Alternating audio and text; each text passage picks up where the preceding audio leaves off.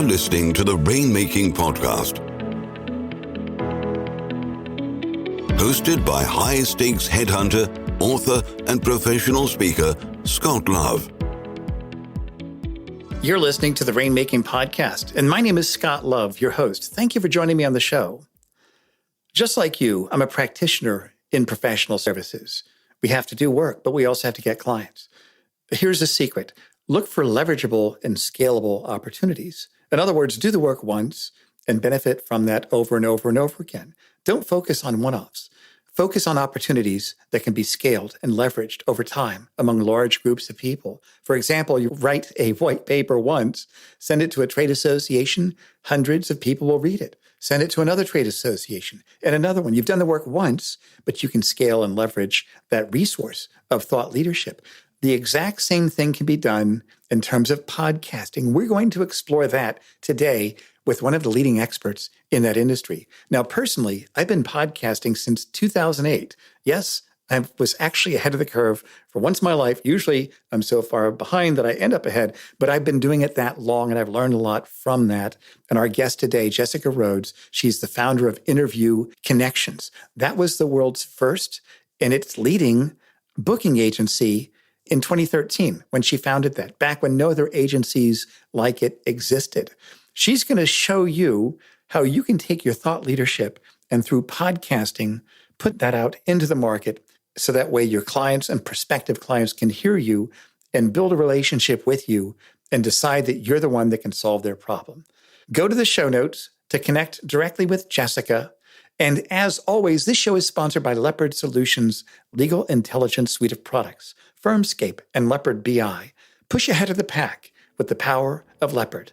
And now, here's my conversation with our guest, Jessica Rhodes. Thanks for listening. Hey, this is Scott Love with the Rainmaking Podcast. Our special guest today is Jessica Rhodes, and we're talking about visibility through guesting on podcasts. Jessica, thank you for joining me on the show today. Oh, I'm so grateful to be here. Thanks for having me. Absolutely right. You are eminently qualified as an expert on this topic, as I mentioned in your introduction. And so the first question I have with our guests being rainmakers and professional services firms, why do you think they should try to pursue visibility through guesting on other podcasts? Well, I actually did a live stream today to my audience, and I said, no matter how much you grow your business, there's always going to be stresses, there's going to be issues, but everything is easier when you have lots of leads and sales coming in. Exactly right. Yeah. It's all, you can solve most problems as long as there's enough leads and there's enough sales closing.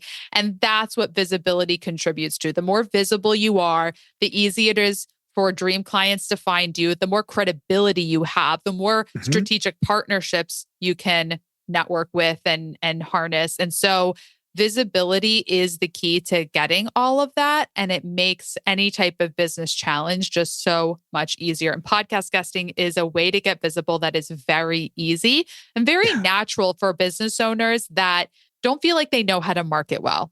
Our clients are often like, I'm not great at marketing. I don't know how to market. I don't get it. I don't know how to navigate social media. But if they just get on a conversation with somebody in their industry and they're asked questions, they're like, oh, I could do that all day. Absolutely right. So somebody listening is, I write white papers, I do special reports, I'm quoted in the media, I sit on panels at conferences. Sometimes I'll lead a breakout session at a conference. What's the difference? Why would a podcast be better compared to that visibility? So a couple of the things that you mentioned there, I want to make sure that everyone sees the distinction between owned media and the things on your platform that you can use to nurture your audience, like your own LinkedIn post, your own blog, your email list. That's all your platform. That's what you're doing to nurture your audience. Of course, when you go out on a panel, you're speaking at an event, you're being quoted in the media, that's visibility. But with the panel, for example, or you go to an event, it's one time. Whoever is in that room at that moment, it's not evergreen. So it's kind of a flash in the pan. You got to travel and all that stuff. But podcasts are where people can find you for months, if not years in the future. It's evergreen content and it is the future. More and more people are listening to podcasts to find information and to vet people, to know how quality is this person? How much of an expert are they? Are they relevant? It is the platform to show that you are relevant in your industry today. Absolutely right. I think it's not a lowbrow sort of thing. It's not like we're putting our photo and phone number on the side of a bus. It's something that professionals listen to. One of the things I've noticed, because I recruit partners, and whenever I talk to a partner, they don't want to move, I say, let me give you something. Here's my show on client development, over 220 episodes. Everybody's like, wow, thank you. And you have super smart people that see podcasts as a way, as a channel of information. And some of them are audio, some of them are video. And I think that when you have the voice, there's an emotional context compared to just reading something. What do you think about that? I agree completely. People make investment decisions because of how they feel. All right. There's the logic. I know everyone listening to this show probably has a lot of logic. You're thinking about things, you're analyzing it, you're looking at the data, you're looking at what the ROI is. But ultimately, when you choose to make an investment, it's because you feel there's some trust there. You feel like you relate to that person. They get you. They understand your problem. That is an emotional decision. It's not 100% emotional, but it has to have some emotion there. And people can hear you when they hear you speak. They do trust you so much more because anyone can write something. And now it's 2025. AI can write most content. So when people read your marketing, they're reading your blogs, their social media posts, most of us know that AI probably helped to generate it, which disappears the emotional connection from that content. Yeah, that's right. That's right. So this is good. So let's start with, before we talk about how to get booked on a show, let's talk about the show is out. How can we take that information? How can we repopulate that? How can we get that in front of clients to support our relationship and our expertise? How can we get that in front of prospects? What have you seen people do with this content that they've created through a podcast? Yeah. So number one, Scott, one of my biggest tips, you already shared it. You send it to your prospects. You send it to your clients. Hey, listen to this podcast that I did on this topic. That is probably one of the most overlooked, most valuable things you can do with a podcast appearance, a podcast episode that you are on. Actually share it with your prospects, share it with your clients. Say, hey, listen to this. Because the other thing I'll tell you is that most people listen to podcasts that they were referred to. Somebody said, hey, you should listen to this episode. That's how people find podcasts. It was referred to them. It was recommended to them. So recommend it directly to your clients and your leads. Use it in your marketing. You know you need to email your list. You know you need to post on LinkedIn, but you're not sure what to post your podcast. I use a tool. It's an AI tool called Opus Pro. And I plug in an episode of a podcast from YouTube, and then it creates short clips from the interview that then I can post on social media. So it's not just, hey, go listen to this episode, but it's actually a piece of content that was created from the full interview. So those are just a few ways you can leverage these interviews. Wow, that is really interesting. What are some of the more creative ways you think people have used podcasts, things that just might not be obvious? Yeah. We talked about some of them, like, repurposing it with the videos, sharing it to your audience. I've seen clients really leverage podcast appearances to land speaking opportunities. So if you are still going out and speaking on stages and you're working to land those opportunities, you can show these podcast interviews to the people that would be booking you to speak because they want to hear you speak before they actually book you on the stage. So anyone that you need to see your expertise and your authority and your credibility, send it out to them so they can hear you. Put it on your website, put it on your press page. I'm using it to populate blog posts on my website. So there's just so many ways that you can use it. And I think another thing, kind of along the lines of what you said, send it to your prospects. This is something I do with every partner that isn't going to make a move. Like I mentioned, I'll tell them about the show. But then a few months later, I've got my channel, my pipeline. They told me no. Now they've probably heard some of the shows. Relationships are built on frequency of contact. If I talk to someone 10 times, they're going to have a different response than if I just call them cold. But after they've listened to 3 or 4 episodes, I then call them, oh, I recognize your voice. I know we haven't talked, but that first time several months ago, but now that I've heard you over and over again, I feel like I have some trust there. Let me close my door. Let me tell you what's really going on. That's something I've used, is that relationships are built on frequency of contact, and you don't actually have to physically contact them. They're listening to the show. They feel like they've heard you time and time again. What do you think about that, Jessica? I love that. I actually was just speaking on a panel last week for female founders. And one of the other speakers, her name is Eleanor Beaton. She was referencing a study that showed that most of buyers don't enter your sales process until they're about 80% sure that they want to work with you. There's this trust recession she talked about.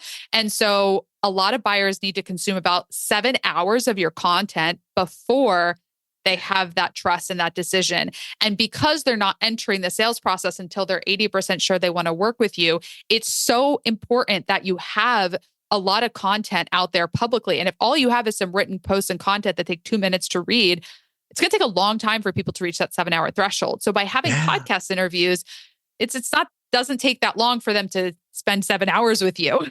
This is great. I mean, already in just about 9 minutes, we've gotten real substantive ideas that can really move the needle in terms of someone getting a new client. So I think this is really very creative work. And so let me ask you this. That's the end. Let's kind of go to the beginning. Oh my goodness, this is so overwhelming. This just sounds like a project. I don't know if I have time for it. How can we kind of break that into bite-sized pieces for people to really get started on this? What do you think, Jessica? Absolutely. Let's do it. So I'm all about the action steps and the how-tos. So I'll walk you through just a couple of the steps to actually getting booked. Great. and kind of how to do that. So podcast hosts want to interview guests who have value for their audience. So getting booked is about communicating what value you can share with their audience. Because Scott, you have a podcast. You want your listeners to come back and listen to the next episode and next week's episode. And so the only way they're going to come back is if they got value from today's episode. Yep. And so you want to communicate to the podcast host the value you have. The easiest way to do that is through a podcast one sheet. It's a one-pager that gives your bio. It shows a few topics you could be interviewed about, a few questions that the host can ask you. You can see someone's one sheet and pretty quickly say yes or no, or I want to read more, or I want to see one of their podcast appearances. But having a one sheet is a really effective tool to getting noticed by the podcast host that you would want to be interviewed by. So once you have the podcast one sheet, that's going to be the asset that really moves the needle with the pitches. For those listening to this show, I don't recommend spending a ton of time doing this yourself because you're a busy professional. There are services that can get you booked, but I do want to demystify what the actual steps are so you can kind of see what ultimately you should probably delegate to somebody else. Mm-hmm. Sure. And so once you have that, what's the next step? Yeah. So the next step is actually finding the shows. And so there are over 3 million podcasts out there. There's a lot, right? They're not all interview-based. They're not all actively publishing. They're not all in your target market. So it is about sifting and finding the shows that have your target audience listening, finding the podcasts that are relevant to your business and what your expertise is, because there's so many different shows. You want to be on podcasts that are going to be the right fit for you. And there's some really great directories like Listen Notes is a great website. Rephonic, there's a lot of different tools out there where you can do some creative searches and find podcasts that would be relevant for you. Then it's about reaching out to the hosts and showing them your one sheet and getting booked. Yeah, right. And then once you have a few of those, then you can put that in the link also, and they can listen to it. So let's say, okay, now you're booked. Let's say we've got a corporate partner that found a private equity related podcast talking about how to close a deal and what variables to look at to mitigate the risk of a deal not closing, whatever the topic is. Mm-hmm. And we've got the topic down. We've got the date and time. What do we do now? We're getting ready to be interviewed. What do you think we should be thinking about as we're about ready to be a guest on a show? Yeah. So this is where your preparation comes in. You want to show up to your interviews prepared and focused and present and knowing what the host is looking for. So a lot of great podcast hosts like yourself will have an information sheet, a part of their website that is for podcast guests to know, here are the questions I'm going to be asking. I'm going to be asking you for this, this, and this. This is what you can expect. So read any of the information that the host sends to you so that you're prepared. Take a listen to their podcast. Maybe check out one of their most recent episodes to get a feel for their style. Have a microphone. This is really important. Show up with good sound quality. Know if it's going to be video or audio. I always come ready for video, even if it's audio only. Sometimes the video will be used on YouTube. So come with a good setup, with a good microphone. And then when you're in the green room with the host, it's this time where you're chit-chatting with the host before they start interviewing you. be present, like get the information that you need. Who's your audience? Like you proactively told me a lot of the questions that I would ask, like, tell me again, like who's your target audience? What types of, I could gather from the information you shared with me that your audience like actionable steps. So that's, do you like actions? Do they like, tips, or do they like stories? How can I make this a great episode for you? Yeah. How long are most podcasts that you find, Jessica? Anywhere from like 25 to 45 minutes, 20 minutes on the shorter end up to an hour on the longer end. Yeah. I had one guy, 90 minutes, and I should have asked prior to saying yes. I didn't think about that, but it went by quick. But man, I needed to lay down and take a nap after that. So, So then we're on the show. What if the guests asked us something that's just totally not relevant to what we're talking about? Should we say something? What do you think? To be honest, in 11 years of podcast guesting, I've never been thrown off like in that way. Sometimes you kind of know, like I was on a podcast called From Here to There, and it was like kind of that 90-minute like life journey. Like literally he walked through my life story. I was like, wow, this is like therapy. Like, let's go back to childhood, So sometimes that will happen. But for the most part, if you're kind of be on a podcast that's just really industry specific, relevant to your business, the hosts are going to ask questions on your one sheet. They're likely going to ask the questions there. I have been asked questions where I'm like, okay. And it's just, there's a little skill there in redirecting, like, great question. And this is something else I want to bring to your audience. So you can kind of like bring it back. Yeah, good. That's great. Yeah. So should we, as a guest, should we turn this into a commercial? What do you think? Start with, here I am, operators are standing by. The phone call is free. I mean, should we be overly salesy? What do you think about that in the show? Yeah, I think you're kind of leading the witness here. I'm going to say no, you should not be overly salesy. But yeah, it's tempting, right? You're getting visibility. You want to grow your business. It's a marketing investment in your time and resources. But if it's counterintuitive to you, just go with me here. You do not want to be salesy. I have seen podcast hosts not publish an episode because the guest was too salesy. They won't put it out if it's not going to serve their audience. And it's also cringy. The listeners are not going to trust you if it looks like you're just trying to get something from them. Yeah. And what I found, whether it's this, a guest on a podcast, speaking at a conference, give away your best ideas, because they're going to say, you're the expert. That's a great idea. I'm just too busy to do that, but I know who to call. What do you think about that? Yeah. I mean, like, pull back the curtain. I always say, like, I'm going to answer all of your questions. I'm going to tell you as much as I can in the time that we have here. And I mean, we're all service providers. We're professional service providers.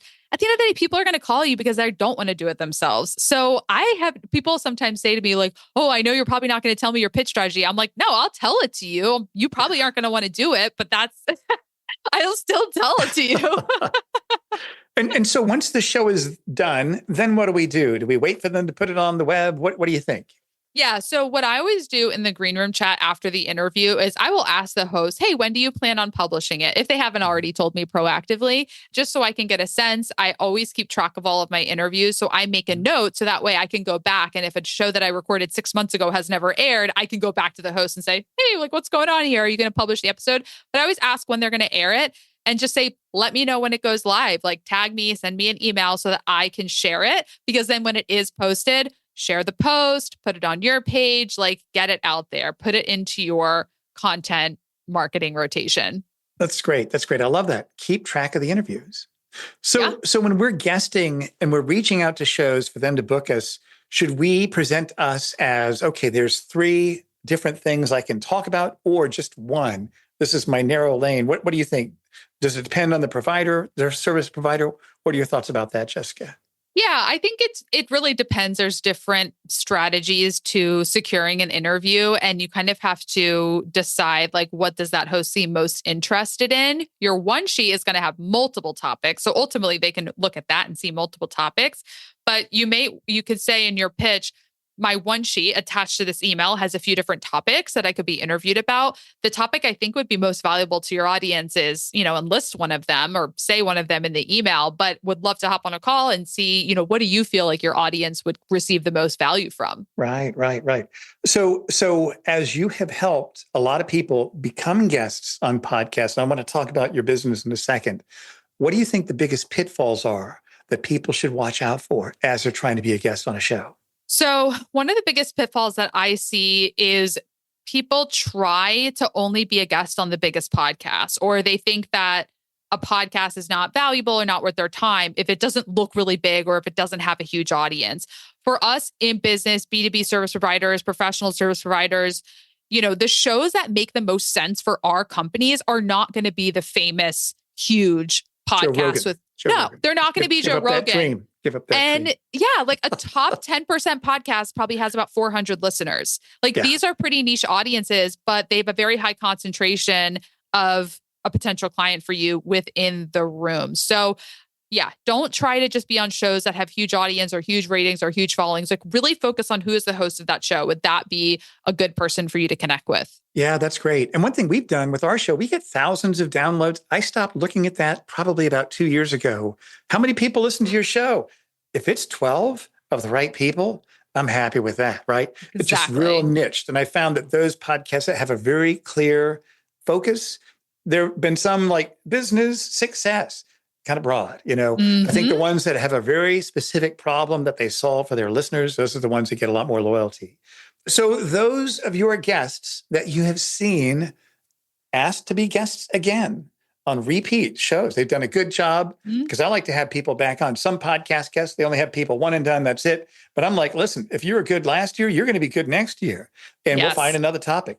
What do you think the common theme is of those people who get asked to be a guest again on the same shows? Oh, that's such a great question. I would say they share stories and they give a ton of value, and they're not trying to get something from the opportunity, because your mindset and your energy in that interview, if you're like, am I going to get what I want? Am I going to get the leads and sales that I want? That is a total turnoff. Even if you're not saying it explicitly, hosts can feel that when you're totally present in the conversation and you really demonstrate through your attitude that you're there to fully give. You can tell when someone's present in a call and when their mind is elsewhere. So when you're really present, the hosts are going to want to spend more time with you. That's great. One of my favorite guests, one of my favorite people in the world is Mary Kelly. She's a professional speaker and author. She was also my second-class midshipman when I was a plebe at the Naval Academy back in 1985. So we go way back. And so we reconnected professionally, and she's done very well as a speaker. When she was on my show, I was asking her a question, and she said, that's really interesting. In fact, I gave a speech 2 weeks ago to a group like this, and this is what I talked about. And I'm like realizing, oh, she's promoting her speaking. She's telling a story. And it was really, it was just a very good, wise way to be able to promote. This is what I do by telling a story without saying, call me, operators are standing by. You're promoting your expertise by telling a story. So somebody who's a lawyer could say, I had a client that had a merger and we had a pitfall and I was able to solve it. And this is what I do. You're telling a story that gets people to say, oh, that's the attorney I should call when I'm looking to sell my company. So I could have you back on the show talking about how do you tell good stories on podcasts? There's probably a whole lot we could talk about in that regard, right? 100%. Yeah. Dropping people into a moment, demonstrating the problem you solve through a story and not just saying, I do this. But there's this great saying, right? Facts tell, stories sell. Stories sell. I love that. She planted a seed expertly, because now anyone that wants to book a speaker for their next event and they heard this podcast, she's going to be top of mind. Absolutely right. And that is going to be our next topic when we have you back here on our show, Jessica, talking about telling stories on podcasts. But until then, let's kind of bring this to a close. And if you could share 3 action steps people can take to get booked as a guest on podcasts, what do you think those first 3 action steps could be? So the first action step, it's going to be creating your podcast one sheet. And within that, I'm going to give you a couple of action steps. Number 1, write out some topics that you can be interviewed on that aren't self-serving about how to sell what you do, but that communicate your value to the audience. So write out some topics and questions for your podcast one sheet. Start writing out, what are the types of podcasts that I would want to be a guest on? Who is my target audience? So you're getting really clear on what you want to be interviewed about, who you want to be interviewed by, what types of shows, and then make a plan to actually get booked. Is that you pitching yourself? Is that a team member? Is that reaching out to, Interview Connections or a different company? But those are the first 3 steps. Lay the groundwork and then start taking action to get booked. Great. Super. 1, 2, 3. Easy peasy. Perfect. So tell us then about your company, Jessica. What is it that you do, that you have, that you'd like our listeners to know about? Yeah. So we are the leading podcast booking agency. We've been in business for 11 years. We were actually the first podcast booking agency in the world. Nobody else was offering this very niche service when I started the company. In 2013. So if you want to get booked on podcasts, this is something you want to take action on, this is something we can take off your plate. So everything that I just told you to do, we can do it for you if you would like. So great. Just go to interviewconnections.com. I do have a free gift if your listeners just kind of want some of those steps on how to prepare. And we can put the link in the show notes, but it's a preparation checklist. So it's a podcast prep checklist, and the link will be in the episode description. I love it. I can't wait to download that also. And like Jessica said, check the link for the show notes and you'll be able to get that information directly. And we'll put Jessica's contact information there as well. And also I can give a testimonial, testify, objection, Your Honor. I can give a testimonial for you that you brought us some really great guests and they're all very professional. So thank you for helping us in that regard also. And thank you for being here, Jessica. You did a great job. I can't wait to have you on in the future. Thanks so much for sharing your wisdom today. Thanks for having me, Scott. This was a pleasure. Thank you for listening to the Rainmaking Podcast. For more information about our recruiting services for international law firms, visit our website at attorneysearchgroup.com. To inquire about having Scott speak at your next convention, conference, sales meeting, or executive retreat, visit therainmakingpodcast.com.